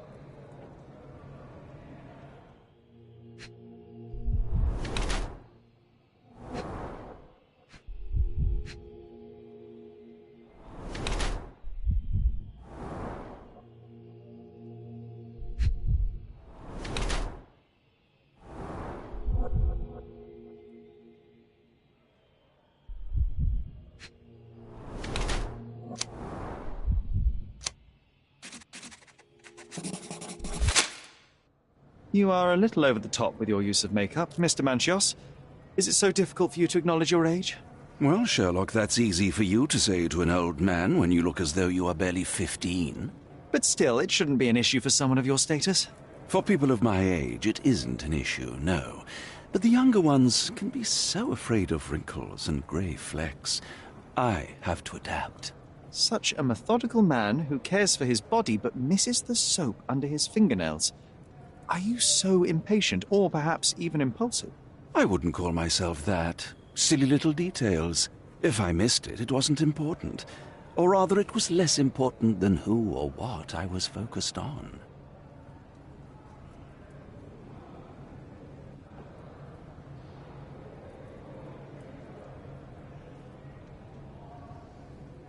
What was Fabio like? His personality, his habits? Anything you can tell me? He was the brightest star of my parties. Young, magnetic, and full of energy. I don't even want to mention his beauty. Otherwise, I'll be sobbing. An expensive champion, I imagine. His performances were flawless. He deserved his payment. Do you think he was murdered because of money? Possibly. What about the other guests? Were they used to opening their wallets as well? I wouldn't restrict my guests from anything. I'm sure Fabio received a few coins from others for his services. Mr. Vogel told me a little about your parties, but I would like to know more directly from you. I'm all yours, Sherlock. You have me arrested and locked here with you alone. I'd like to know who you usually invite to your parties. Free minds who are able to leave reality for an evening, who can taste forbidden fruit without prejudice. There is nothing that quite spices up life like these parties, assuming one is old enough and has worked many years for the good of one's country. All true labourers, I see. Why did you invite Mr. Vogel as your special guest? He's a pretty fellow. He's capable of surprising the public.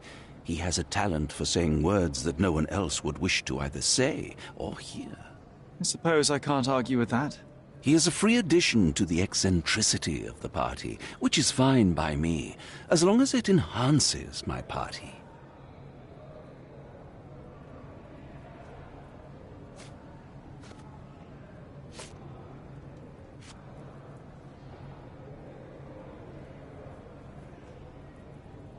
That's not something I know much about. Do you recognize this book? Could Matista have borrowed it from your library? She didn't ask me. How ungrateful. The things described in the book were inspiration for the rituals you performed? Do you really believe that blood, symbols, and incantations can resurrect the dead? They are just eerie tales with a mix of occultism and voodoo. My rituals are a stage to show some of the forbidden pleasures. I've read this letter from Fabio. It had no addressee, but it was found in Mr. Vogel's pocket. Werner? Strange. I didn't think the two of them corresponded. I'm sure there is some explanation. Would you care to read it? Call me superstitious, but I don't care to read a letter from a dead man.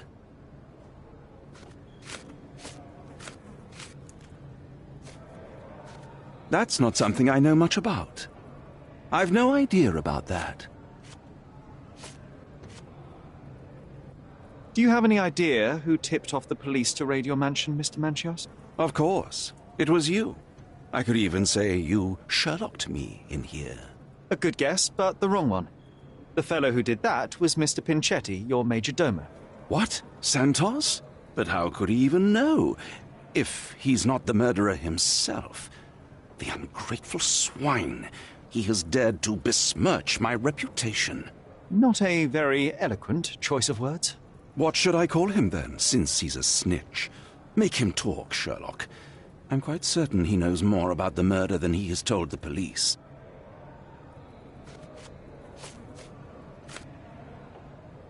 That's not something I know much about. I've no idea about that. That's not something I know much about. You bought an expensive pair of cufflinks for Fabio. Were they his price? Or were they a tip for an exclusive show? It was pure business. Fabio escorted me a few times. I was merely showing my gratitude. This pair cost a small fortune. You must be extremely grateful, then. Tell me more. You've thrust a knife in an exposed nerve, Sherlock. Yes, he was my protégé and my beacon also. With my experience and his beauty, we could have achieved anything. I had faith in him. I would have made him.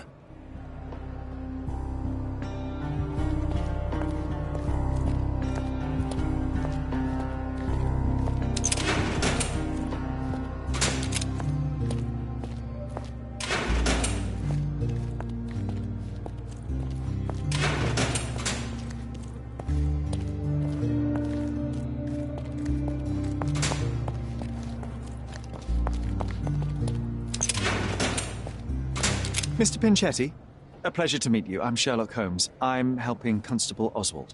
I've already told him everything I know. I'm only a witness, sir. Everything's in my report. And I've read it. You forgot to mention that you hold the keys to the room where Fabio was found. I need only to find if the crime was intentional. But I need to return to my duties. I doubt the house will fall without you, Mr. Pinchetti. Just be still for a few seconds.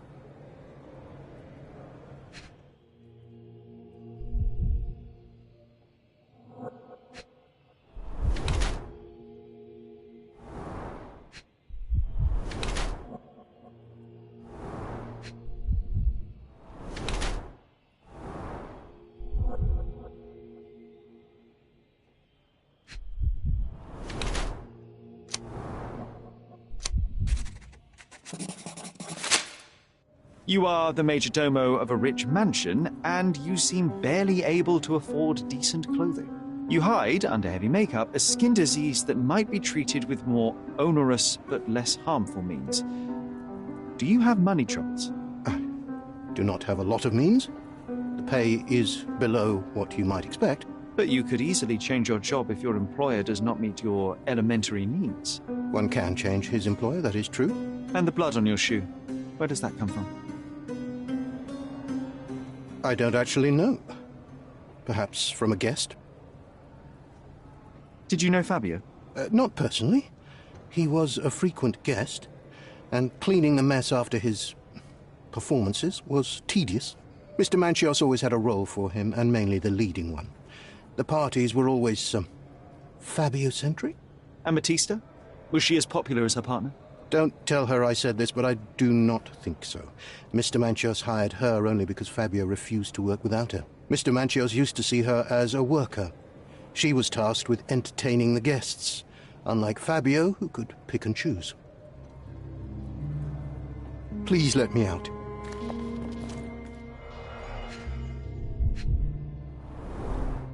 I recognize the key from the altar room among these.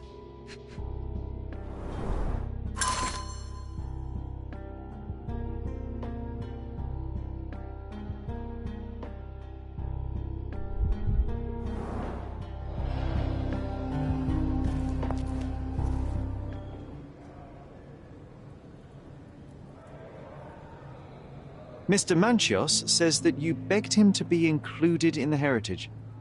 Isn't that a little extreme, even for a majordomo? He's not only my employer, he's my uncle. And I'm his next of kin. The only one. Mr. Manchios flatly refuses to pay a family member. All I have to do is repay his so-called love, cleaning up the filth after perverts and decadents. He's imprisoned me. The best I can hope for is a new broom. That's why I wanted to have my part of the inheritance. Is it that bad? You have a roof above your head, a salary, and the status of a majordomo. For God's sake. I'm forced to dye and stitch my threadbare clothes, and the holes in my shoes are painful. I'm ashamed every time a guest looks at me closely. Why do you think your uncle treats you this way? My mother, my uncle's sister, had me illegitimately. She died, and I was given the surname of one of the maids. But you are entitled to some of the money that belongs to your family. He thinks not. I was not responsible for my mother's death. I work hard, and he pays me nothing. I feed on the leftovers. While he wastes our estate's property on decadent parties, he paid Fabio handsomely and showered him with expensive gifts for their disgusting relationship.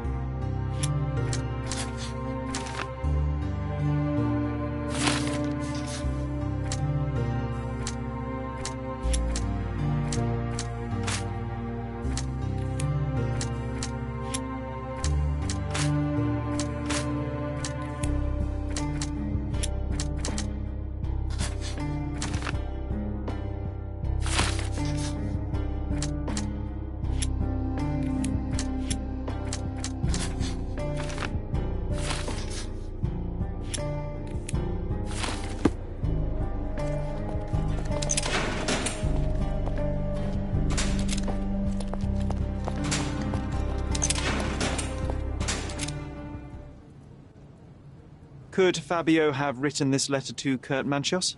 Oh. That could be. I never thought Mr. Manchios could make Fabio that angry, though. What do you mean? Well, Fabio wanted to disassociate from Mr. Manchios. Clients who are in love are both a blessing and a curse. But Fabio was here tonight. Money. In our line of work, we can't afford to turn down clients who pay as well as Kurt Manchios. Was Fabio afraid of Mr. Manchios? Not at all. The old toad wouldn't dare to do more than sweet talk and touching. Talk can be forgotten, and touching washed away.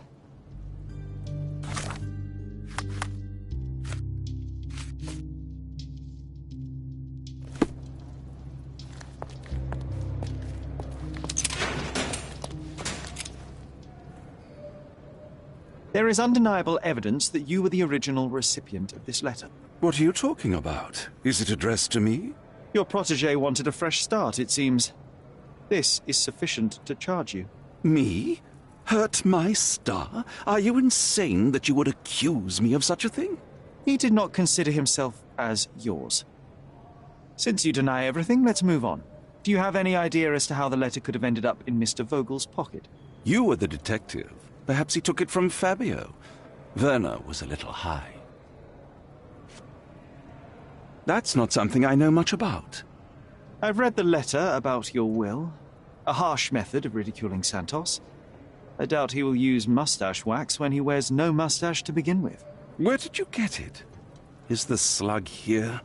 Tell him. I shouldn't have to provide for him. He's a grown man who shouldn't sit on his uncle's neck. He conceives himself as my only heir. And who is he to you? He's a leech on my aging body. He has only added problems to my life since the death of his mother. I fail to see why you made him your major domo. He needed to know his place, so I taught him.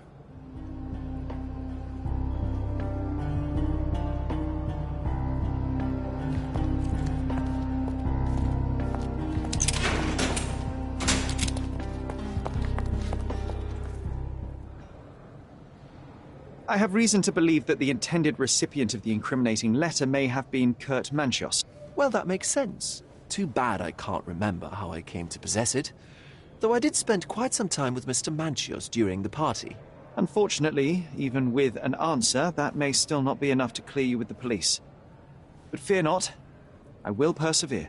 I hope your attempt to put things straight will make up for... You being on a bender? Touché.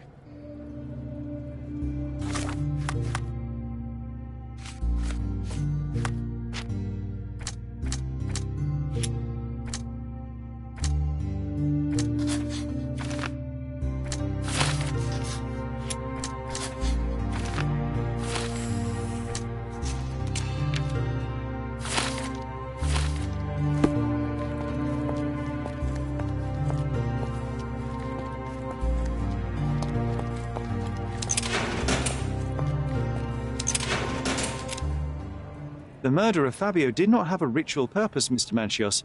It was staged by a man who wished to distract the investigation. That might be true. That poor girl Matista wouldn't dare to kill the only man who cared for her. So, Santos? Mr. Pinchetti snatched at the chance to solve his problems. Ungrateful little scum. Will he be executed? But what for? He informed the police as to the crime, that was all. He couldn't stage the ritual, but he found the body, I believe. I can't believe it. Why did Werner do it? Mr. Vogel. He had no reason, and he won't be a scapegoat as you plan. You put Fabio's letter in his pocket when he was intoxicated, didn't you? You can't be serious. We can very often deduce someone's life by their shoes or their fingernails. You are a meticulous person, but this murder was fairly traumatic and filthy. After you stabbed Fabio, you were covered in blood. You panicked and neglected to rinse the soap from under your fingernails. The devil is in the details, Mr. Manchios. Nonsense. I missed it simply because of the busy schedule of the party. Of course, a staged murder was certainly not planned.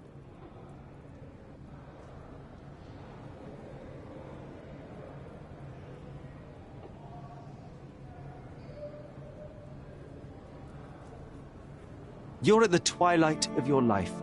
You have no partner, you have no children. You had feelings, however, for one man. That was Fabio. You loved him. That is, you wished to own him with money and gifts. But he was also a free mind, was he not? He turned his back on you. Quite unjust. Love, so cruel and painful, and Fabio, with his words and deeds, made you feel the more wretched. So you killed him. You must surely perceive that my sensitive nature wouldn't allow me to hurt anyone. You staged the murder as a satanic ritual. It was easy for you, since you were the one who wrote the scenarios for the parties. It was your way of avoiding suspicion. A respectable man in his 60s, early 60s, who hosts the cream of Cordona's society, cannot possibly be a murderer. But the guests who behave like animals in his mansion, of course, one of them could have killed Fabio. I did oversee a few of the rituals, but I did not stage Fabio's death. The young performer played with your emotions. That was painful to realize. You spent so much time and effort to be with Fabio, but he didn't respond in the way you would have liked. You wanted to be loved. Fabio shattered your dreams. In the smoking lounge, he teased and mocked you. He wanted you to suffer by offering himself to others. The deception was unbearable. You struck him, and then you staged the ritual. You planted the letter in Vogel's pocket and attempted to set up Matista. What poppycock? Sherlock, stop this game now. There is no stop word, Mr. Manchios. Relax and enjoy it. I'll pass the remainder of this case to Constable Oswald. He'll know what to do with you.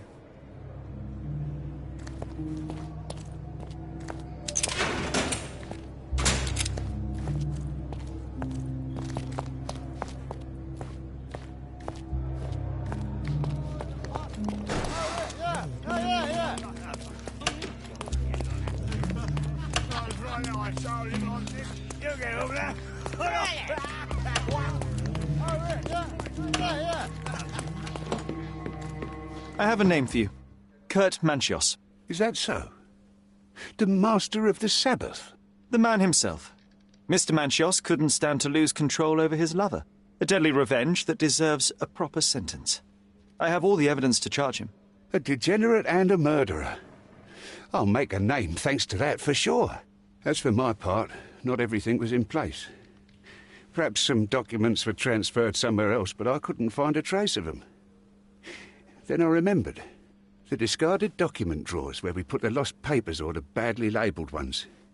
Including the crime scene report of Violet Holmes's case. Everything I've found is on the desk here. Take it. Your persistence has saved me. Yeah, well, we had a deal after all. Your friend is free then. You can leave. Good luck, Constable.